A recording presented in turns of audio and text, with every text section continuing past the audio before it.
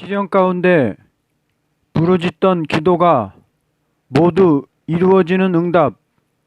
이사야 49장 6절에서 9절.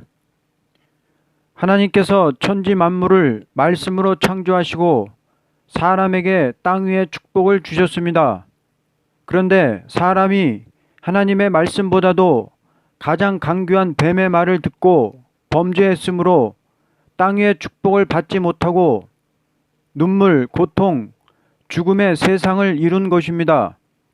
그러나 타락한 인생에게 하나님께서 응답을 내림으로 새 땅에 축복을 줄 것을 언약하신 것이 본문 말씀이니 하나님의 응답과 새 땅 축복에 있어서 다음과 같이 증거합니다. 6절. 그가 이르시되 내가 나의 종이 되어 야곱의 지파들을 일으키며 이스라엘 중에 보존된 자를 돌아오게 할 것은 매우 쉬운 일이라. 내가 또 너를 이방의 빛으로 삼아 나의 구원을 베풀어서 땅끝까지 이르게 하리라.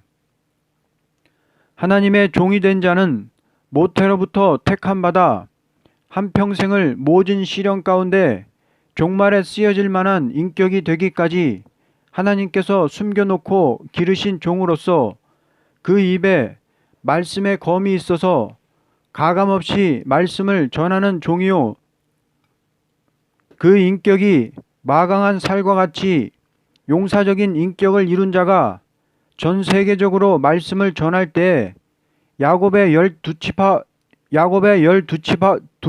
같은 남은 자 된 14만 4천을 일으키는 것은 쉬운 일일 것입니다.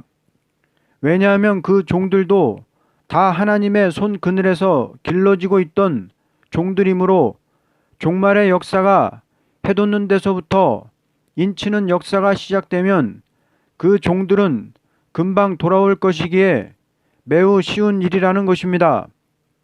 또한 이 종들로 이방의 빛을 삼는다는 것은 종들이 세계적인 역사를 함으로 각 나라와 족속과 백성과 방언에서 아무라도 능히 셀 수 없는 큰 무리에게 구원을 베푼다는 것입니다.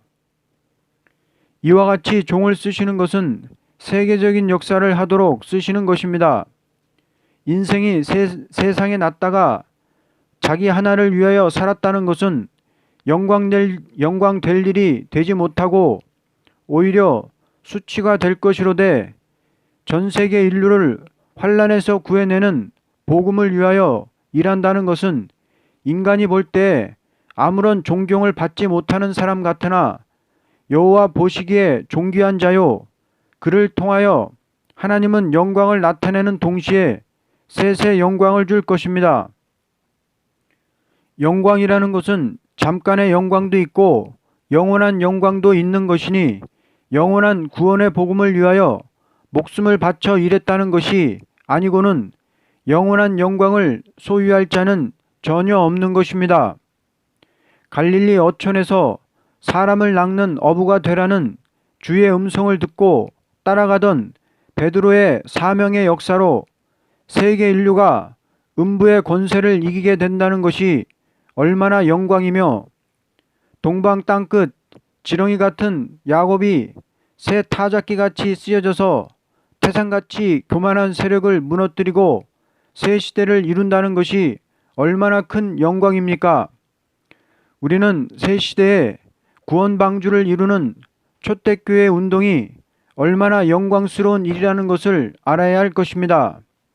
모든 사람들은 영광이 아닌 영광을 좋아하고 심지어 영광이 되는 진리 운동을 어리석게 본다는 것은 이방적인 세력이라고 보게 됩니다. 그러므로 누구든지 새 시대의 영광을 목적하고 싸우는 사람은 다 영광을 나타낼 이스라엘이 될 것입니다. 7절. 이스라엘의 구속자, 이스라엘의 거룩한 이이신 여호와께서 사람에게 멸시를 당하는 자, 백성에게 미움을 받는 자, 관원들에게 종이 된 자에게 이같이 이르시되 왕들이 보고 일어서며 고관들이 경배하리니 이는 이스라엘의 거룩하시니 신실하신 여호와 그가 너를 택하였음이니라. 하나님께서 이 땅에 어떠한 사람에게 응답을 내리느냐 하는 것을 본문은 증거하고 있습니다. 언제나 이 땅에서 하나님의 응답을 받는 사람이 멸시를 받고 미움을 받고 압제를 받게 되는 것은 아담의 가정에서부터 시작되었습니다.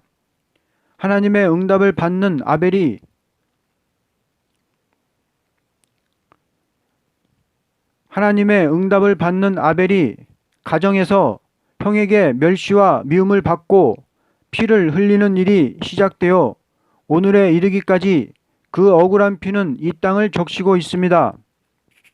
그런데 어찌하여 이러한 일이 있게 되었느냐 하는 것은 사람으로서 이해하기가 매우 어렵습니다. 하나님께서 응답받는 사람에게 멸시와 미움을 받게 하고 비참한 죽음을 당하게 하였을까 하는 것은 인간들의 생각으로는 이해가 되지 않을 것입니다.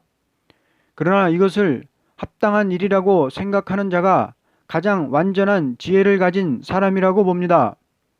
왜냐하면 사람이 병들어 죽는 것은 죄의 사망이지만 응답을 받는 사람이 억울하게 멸시를 받고 미움을 받게 되어 죽는 것은 의의 사망이기 때문입니다. 이날까지 응답을 받는 사람이 받지 못하는 사람에게 큰 피해를 당해 온 것이 인류 역사의 선과 악의 싸움이 된 것입니다. 그러므로 지금도 하나님께 응답을 받는 사람은 멸시와 미움을 당하는 동시에 가장 부자유스러운 자가 되었습니다. 그러나 하나님께서 응답을 내리심으로 반드시 승리하게 된다는 것을 가르친 것이 본문 말씀입니다. 언제나 위대한 역사라는 것은 인간이 볼 때 어리석게 보이므로 멸시를 받고 미움을 받고 억압을 받다가 호련히 하나님이 역사하게 함으로 세계 열왕을 그 앞에 굴복해 하는 것이니 이것이 종말의 하나님의 역사라는 것입니다. 이날까지의 소위 강대국이라는 이름하에서 한때는 약소 국가를 짓밟아버리는 침략적 행동을 한 일이 있었지만 세계 열왕을 모두 굴복시키는 자는 전혀 없었다고 봅니다. 그러나 영광을 나타낼 이스라엘이 되는 종 앞에 세계 열왕이 굴복을 당하게 되는 것은 그를 택한 신실한 여호와 하나님을 인함이라고 가르쳤습니다. 누구든지 하나님이 책임지고 원수를 갚아줄 조건이 있는 사람이 아니고는 세계 열왕을 굴복시키는 승리를 이룰 수 없습니다. 왜냐하면 하나님께서는 모든 세계의 국가 운영이나 개인의 생명이나 대자연계를 다스리는 것이니 하나님께서 택하여 쓰는 종 앞에 열왕이 절하되 느부갓네살이 다니엘과 세 친구 앞에 절하듯 할 것입니다. 따라서 입맞은 종들만이 영광을 나타낼 이스라엘이 될 것입니다. 가장 복된 자는 영광을 나타낼 이스라엘이 되는 변화송도라고 보게 됩니다. 8절 여호와께서 이같이 이르시되 은혜의 때에 내가 네게 응답하였고 구원의 날에 내가 너를 도왔도다.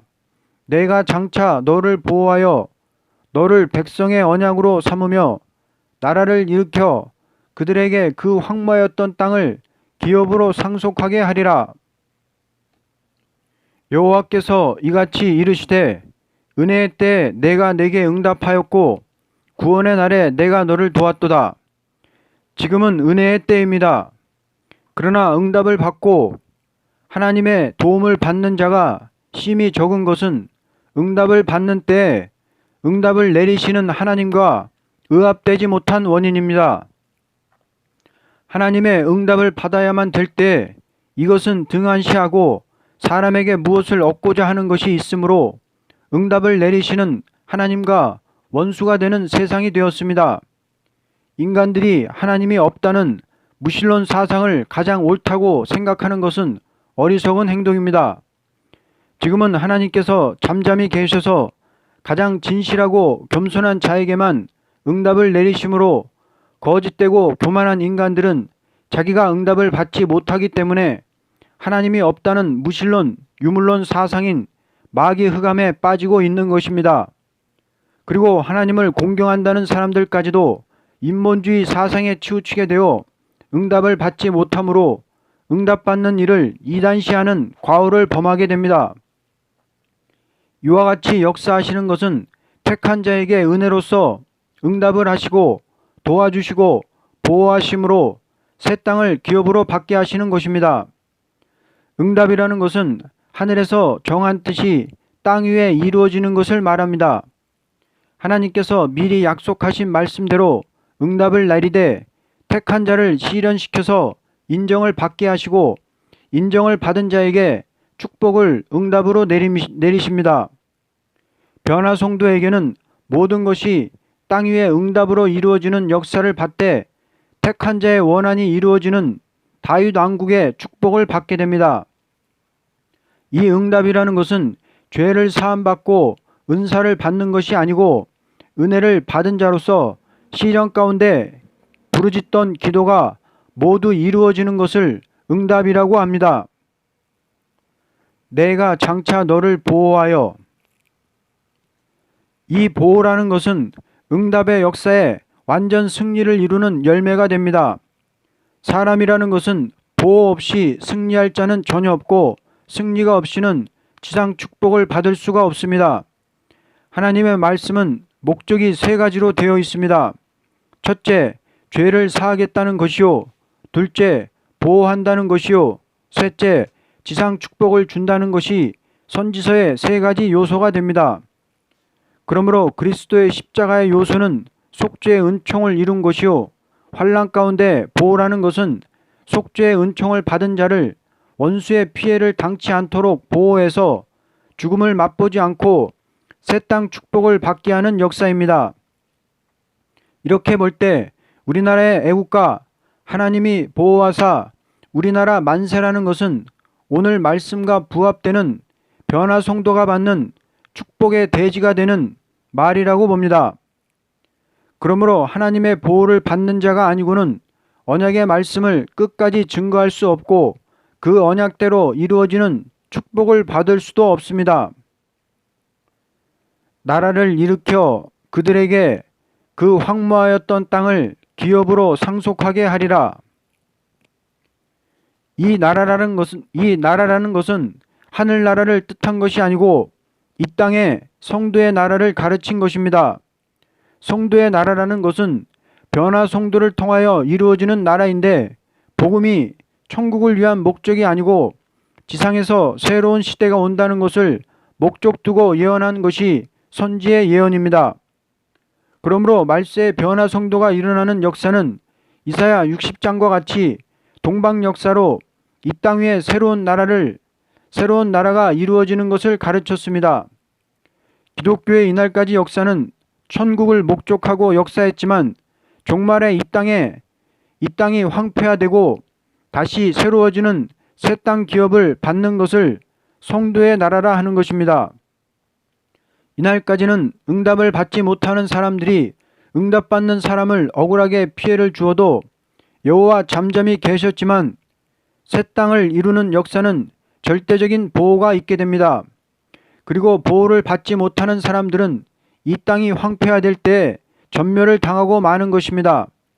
그러므로 하나님께서는 이 땅이 황폐화될 때 응답받는 자를 보호하시되 새로운 땅을 기업으로 받게 하십니다. 보호라는 것은 영적으로 보호하는 것도 있고 육적으로 보호하는 것도 있습니다. 그런데 새 땅을 기업으로 받는 자는 영과 육이 아울러 보호를 받는 것입니다. 결론적으로 우리가 이날까지 하나님께 기도하면서 가장 많이 한 말은 응답일 것입니다. 응답 주옵소서, 응답 주옵소서라는 말을 가장 많이 했다고 봅니다. 이 응답은 시련 가운데 부르짖던 기도가 모두 이루어지는 것을 응답이라고 합니다. 이 응답을 받기까지 괴로움이 있지만 응답의 역사로 오는 새 땅에서의 왕권 축복을 바라보고 끝까지 참고 견뎌야 할 것입니다. 언제나 하나님께서는 당신의 택한 백성에게 복을 주기를 기뻐하는 것이 사랑의 심정이지만 복을 주되 말씀대로 주는 것이니 은혜 시대에는 그 시대의 예언대로 주는 것이요 환난과 재앙의 날에 남은 자로서 새로운 땅에 축복을 받는 것은 거기에 기록된 예언대로 주는 것이니 말씀대로 시련도 오지만 말씀대로 응답도 와서 새 시대를 이룰 것이니 모두 변화 성도가 받는 축복을 가르친 예언입니다. 변화 성도는 순교자가 아니고 순교적인 생활에서 영계가 높아지고 말씀이 밝아지고 인격이 완전해진 자로서 원수를 무찌르고 굴복시키는 역사를 하는 자를 가르친 것입니다. 하나님께서는 완전한 것을 가지신 동시에 완전한 사람에게 그것을 주고 싶어 하십니다. 그러나 완전한 사람은 이 땅에 사람의 몸을 입고 오신 예수님 뿐입니다. 그러므로 하나님께서는 예수님의 이름으로 응답을 내려 사람을 완전하게 만드는 동시에 완전한 새 땅의 축복을 주시는 것입니다. 아멘.